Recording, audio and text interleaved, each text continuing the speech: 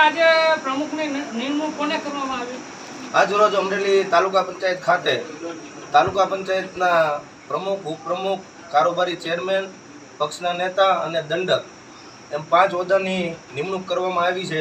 ત્યારે પ્રમુખ પદ ઉપર ગીતાબેન રમેશભાઈ માંડણકા, ઉપપ્રમુખ પદ ઉપર વિલાસબેન જસુભાઈ ખુમાણ, કારોબારીના ચેરમેન ભાઈ અરવિંદભાઈ કાકડિયા, પક્ષના નેતા પાયલબેન મેવાડા અને દંડક પદ ઉપર રાજેશભાઈ કાસડિયાની નિમણૂક કરવામાં આવી છે.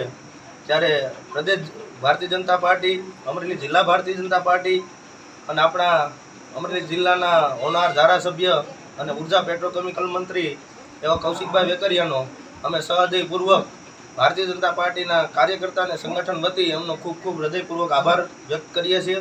અસ્તુ વંદે માતરમ, ભારત માતા કી જય.